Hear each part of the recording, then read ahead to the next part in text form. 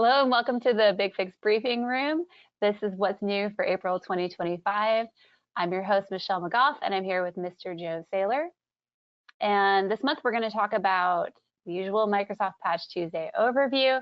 We'll look at, I think there's at least one zero day this month, some interesting vulnerabilities and exploits that Joe has picked out that he wanted to talk about. And we're also going to celebrate the release of BigFix 1104. It's a huge release, so pretty excited about that. And Joe's going to talk specifically about performance.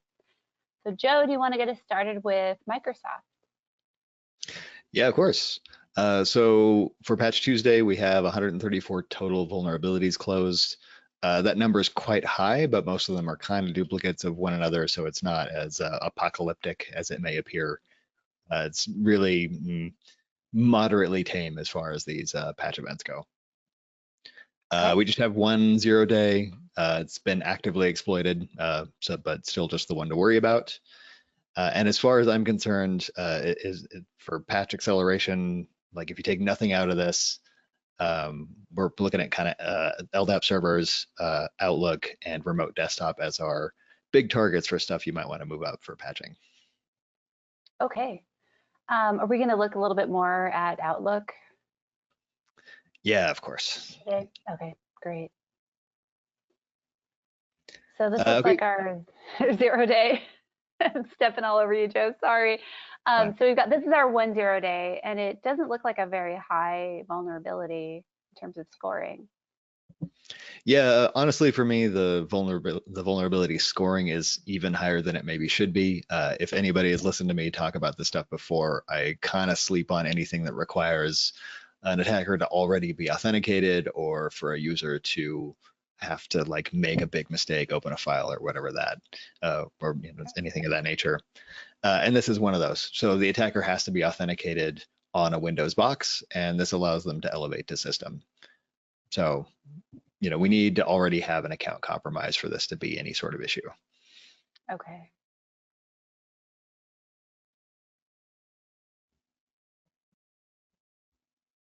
All right, and then I see 2 criticals and more use after freeze. So we saw them only in Linux for however long, and now how many months in a row we're suddenly seeing them in Windows?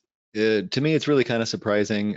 Generally, use after free is kind of like local exploits. So the way those work, we've had deeper explanations on them, but very briefly, if a program points to an area in memory and then doesn't get rid of that pointer later, another application can sneak instructions into that memory, and Windows will just do it. They will do whatever is snuck into that portion of memory. Typically, those are executed locally on the box. So normally you would need to like already be logged in and already be authenticated. And then that makes those kind of sleepy vulnerabilities because you've already been exploited, and there's in Windows a million ways to make use of that authentication already.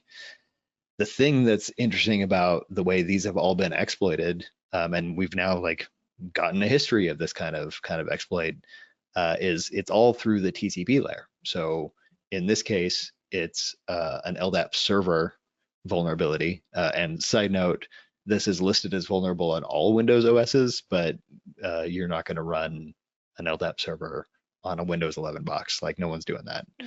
So it's really just on the LDAP servers. Okay. Yeah, so the interesting historical vulnerability thing that's happening here is we're seeing a lot of Microsoft products with a TCP entry point for these use after free vulnerabilities, and that's why they're popping up in these more critical, higher severity rating CVEs. So this vulnerability basically it's probably always been there in Windows, and then they've just recently figured out how to leverage it. It's not like there's a new gap in Microsoft's OS code, right? I mean, it's just newly exploited. Is that fair to say? No, this has been here forever, and quick dose of nightmare fuel for you. Keep in mind, every one of these CVEs has been in Windows since forever, Sure. a dawn of time. Yeah. So don't think too hard about that. Like you will not go to sleep. That's fair. All right. Well, thanks, Joe. What's next? Office. Oh, and here we're going to get into Outlook. All right, so I'll sit back and let you tell us all about these. Yeah, and this is another historical vulnerability that has come up. Like we now have a history of these vulnerabilities in just the Office suite in general, where if you trick a user into opening a maliciously crafted file, then like bad things happen on your system, right? It's a remote code execution exploit, and the attacker does whatever the heck they want.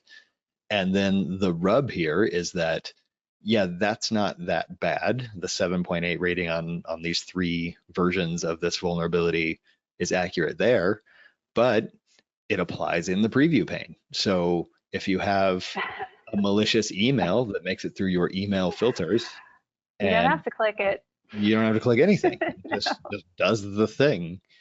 And that's where all this like really starts for me starts to get very scary because it's not a huge mistake generally to click on a file, but now because now that we have this history, there were two last month. I think there were three or four 4 months ago, and now we have three of a very similar kind of vulnerability in Office, in Outlook, in the preview pane, and so now like user behavior kind of needs to catch up to that. It's now no longer just in general safe to even left click an email in your inbox.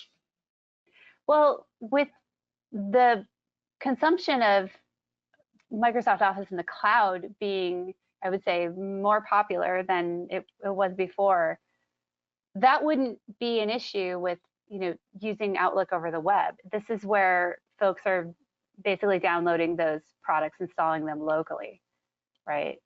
Um, I mean, it's not going to exploit me. If I open Outlook and start reading my email on the web, I'm not going to have this problem, right? So certainly it's patched. This specifically is patched now, so it can't be exploited on Office 365, right? If you're Yeah, opening Outlook in the web. And in general, browsers are good about sandboxing what happens in the browser, right? So it doesn't really come out to you. However, we have more historical vulnerabilities in the last 7, 8, 9 months of sandbox escapes from the browser happening right. fairly frequently. So, Yep. now we're running arbitrary code in your browser and it can potentially escape. So then, do we need to start disabling preview at the admin Uh, level? yeah, perhaps that, I'm really thinking more along the lines of we all just switch to smoke signals. Just like light up a fire on your roof, get a nice towel and just wave whatever you need. Just wave it out there Okay, into the world. great. Thanks. I think perhaps disabling the preview pane would be an easier solve, but Maybe a that's little to more see. reasonable. What's next? More use after freeze, and I see you've incremented from last month's 9,001 to 9,002. Yeah, and I'm constantly looking for just the history of vulnerabilities here and the remote desktop service gateway. If you've listened to this last month, you will have seen this exact same slide with just a couple of differences because it's this essentially the same vulnerability, and we now have like a kind of long historical vulnerability in the gateway service that's very similar, right? It's unauthenticated TCP based attacks against the gateway server that allow an attacker to do whatever the heck they want. Um, so this is So if another one of I the things. Go wait, for it. if I patch this last month, it does appear to be exactly the same, but there's some minor difference here though. Yeah, it's going to be, I mean, the Yeah. wording for it is identical. The CVE Yeah. number is different, but clearly there's another, some other avenue in the TCP stack for the gateway service that allows essentially the same thing to happen. Okay. And it absolutely feels like Groundhog's Day. And I had a stern talking to by somebody that said I can't use pixelated versions of like Bill Murray's face here, so we got an AI generated groundhog instead. I apologize for everything. Well, it's good to be compliant with our images. So I see here you've got the relevance on how to look for that DS gateway service. Yeah, easy way to find out where the gateway is installed. This is another one of those things where this is relevant everywhere that is not patched. in your environment, theoretically, right, it'll show up as vulnerable on any random Windows 10, Windows 11 system. Oh, whether that But service is running or not. yeah, right. Right. So whether it Okay. even exists or not. So this is something that would only be running on a server OS somewhere. It has to be installed. It has to be manually enabled. So it's not something that's just out there. This little bit of relevance will help you find exactly where this is, so you can either uh, maybe shut it down because it's, again, there's this history of this kind of vulnerability in the gateway service, but at least get it patched sooner rather than later. Yeah. So if you're new to BigFix, what Joe is talking about is instead of, trying to apply this patch to all devices, which I suppose they're all going to show up as vulnerable with your scanning solution. But if you're going to prioritize where you're actually going to make a difference, you want to focus on the devices that have this running service because those are the ones that are actually vulnerable right now. Okay. Thanks, Joe. This is great.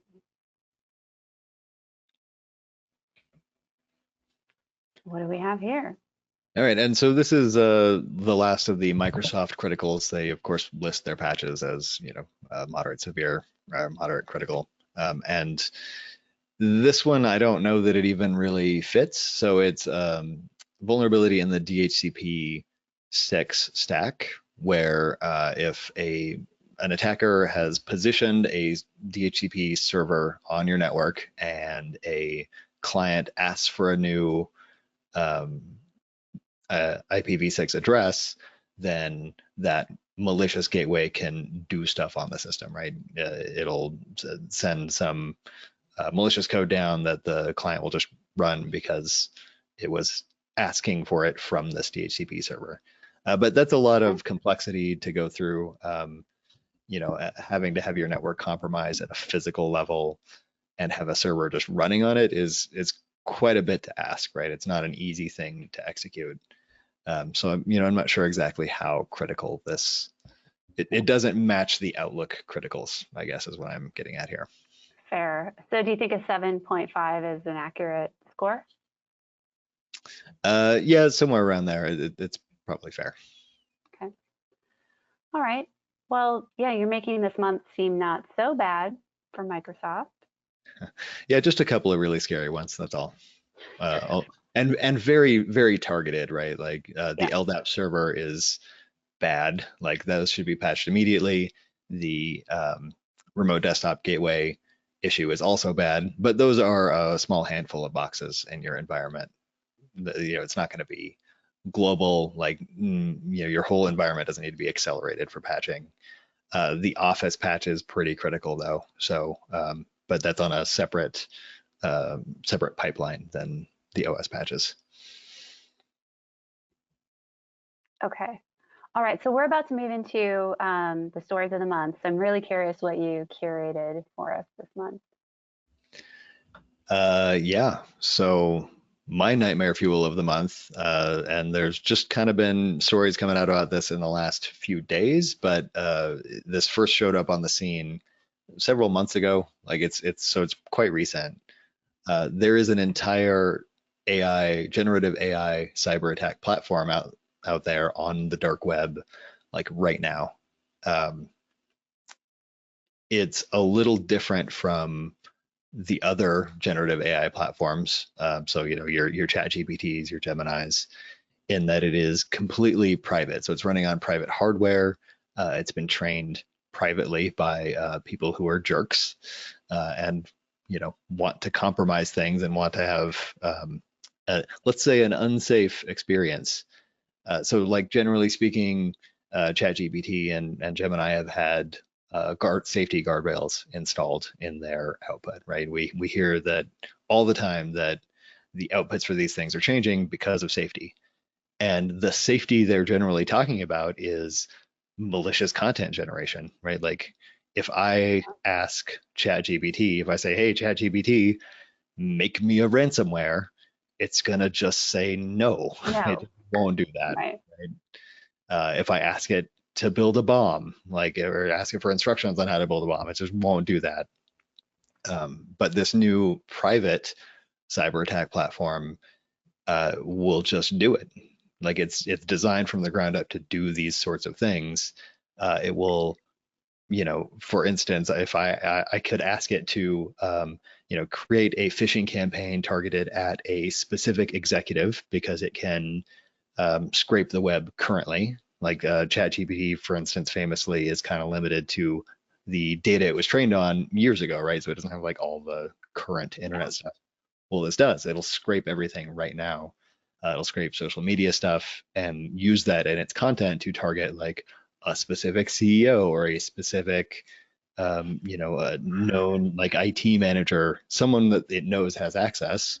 It'll create a phishing campaign for that and also like generate the code that will, exploit whatever it expects to get out of its phishing campaign. Okay. And I don't like any of those words I just said. I don't like it, not a Yeah. single one of them.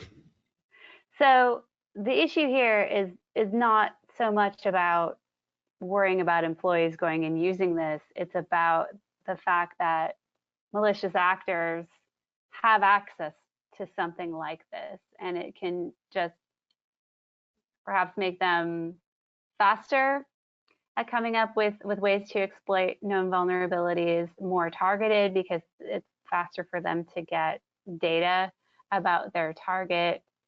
Um, and I think you said you could ask it to create a campaign. Wasn't that so not just the technical script, but like a plan. You can give them a plan on how to execute along with that code.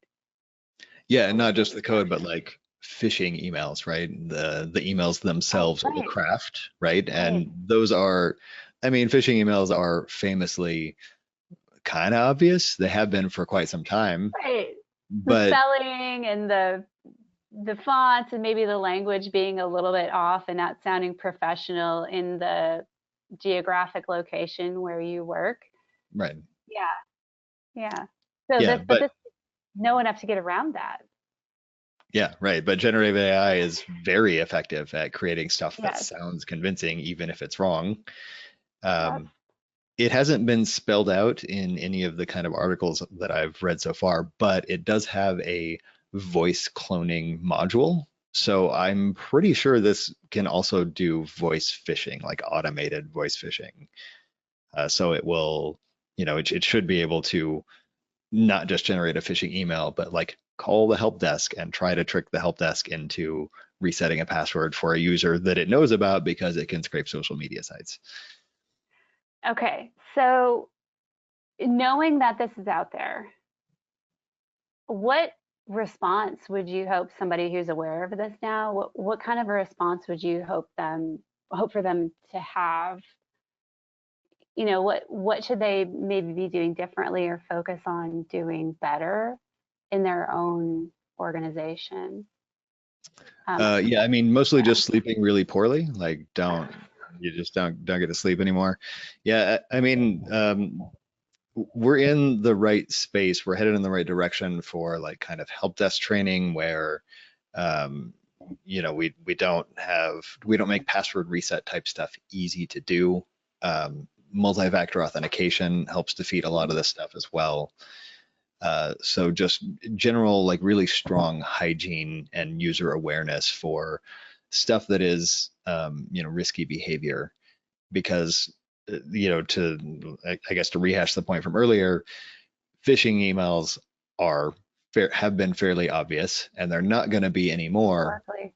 But the behavior is still, um, it's obviously stuff you shouldn't do, right? You definitely shouldn't click on links from domains you don't know about, right? Like that sort of stuff Right. still, all that training still works. It's just not as obvious. It's harder to spot. Or the common thing that I think we've seen out there is somehow somebody's able to target new employees.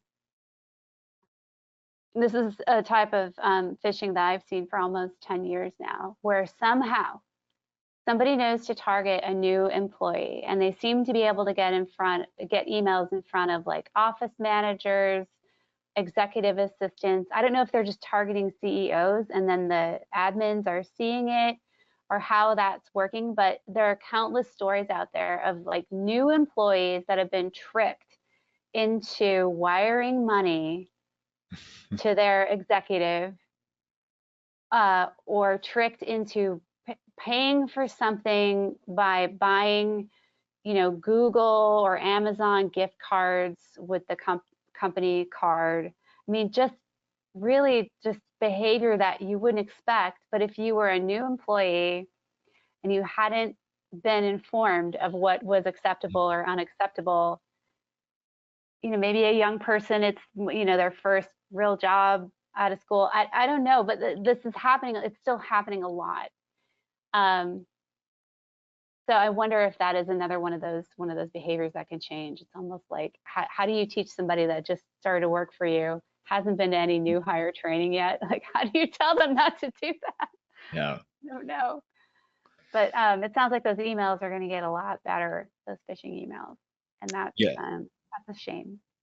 Yeah, it's definitely to me this is like we've been at that tipping point where AI is starting to have gotten like just very effective at penetrating security, and I think this is the tipping point. Like this platform in particular is where things tip into, like generative AI has really gotten effective at this.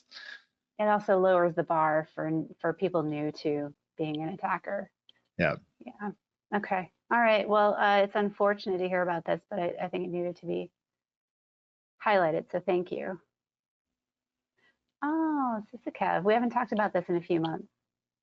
Yeah, it's been a minute. And I thought that with a couple of the kind of nasty ones that were on this list, now's the time to talk about it again. Okay.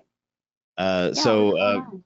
yeah, friendly reminder, this is the known exploited vulnerabilities list from CISA, from the US federal government. And these are vulnerabilities that have exploits that are currently being used out in the wild. They aren't always super critical. They aren't always really scary. For instance, the 0-day vulnerability we talked about way back at the beginning of this is on this list, right? And it's not particularly awful. There are a couple that are awful from this set. So we got one for Crush FTP here. It's an account password bypass. Basically, if you can guess the account name, you can just log in with that account. So any kind of standard account name, there is a default. I think it's Crush Admin. That's just a default account name, and FTP and Crush FTP that you can just log in with. So that's not great. We don't like Okay. that one. Just a really good reason to pay attention to this list. And Yeah. then the other big one, there's a vulnerability in some of the Avanti server components that allow an unauthenticated attacker to perform remote code execution. So that one's also quite nasty, and kind of only shows up on this list. Oh yeah. See, they're only allowing the agencies 7 days to get that one closed versus 21 for Crush. Okay. Yeah, that's a Yeah. really And good then observation. One of the things that I like to do with the Kev list is to pay attention to the date that it's added and the due date. That's when CISA says that government agencies should resolve this vulnerability. And for ones that are exceptionally scary, they have shorter windows for when they yeah. announce it and when it needs to be resolved. Yeah. I mean, So they're doing what you're doing, right? They're not just looking at the score. They're looking at the exploitability, how likely it is, and then they're creating their own patch level agreement, basically based on their view of the severity. Right? Okay. All right. yeah, and Thanks. This is a good reminder. anytime it's a 7-day window, like that's usually something that's really nasty, very easy to exploit and very high consequences. And then stuff that's more in like the month range, like the Crush FTP account password bypass, is a little less severe. Okay. All right. Well, thank you. That was a good reminder.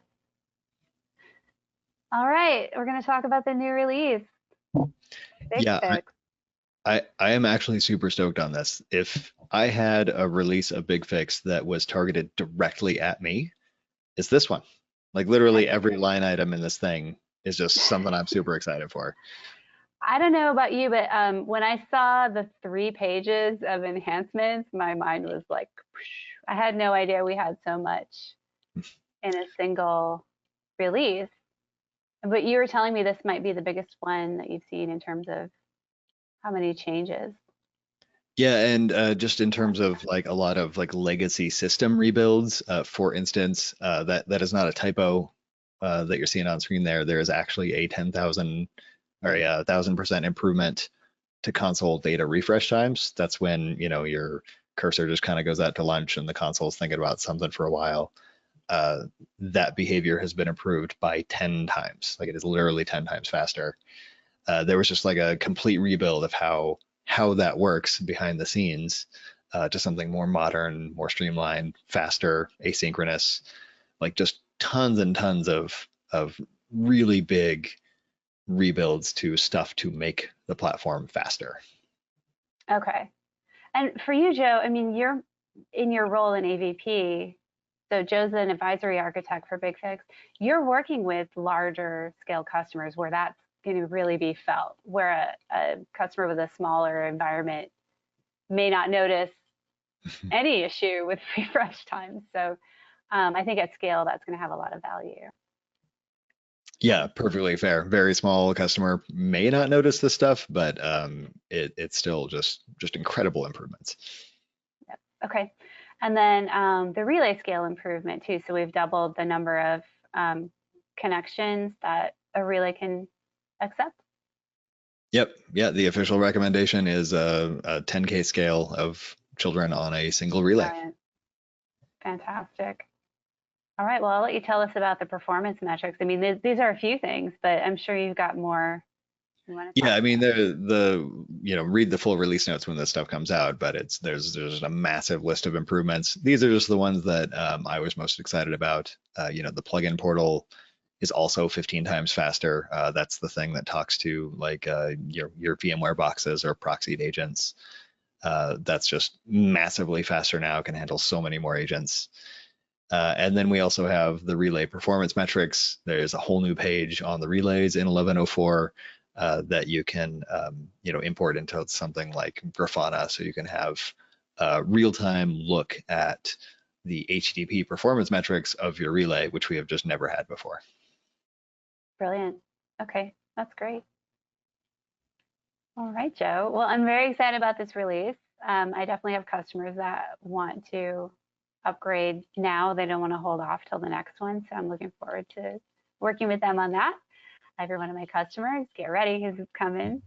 Um, and I think that's really all we have for this month, right? That's it. It's a short month. So thanks again, Joe. This is awesome. For those of you who are still with us, we'll see you again next month. It's been a pleasure.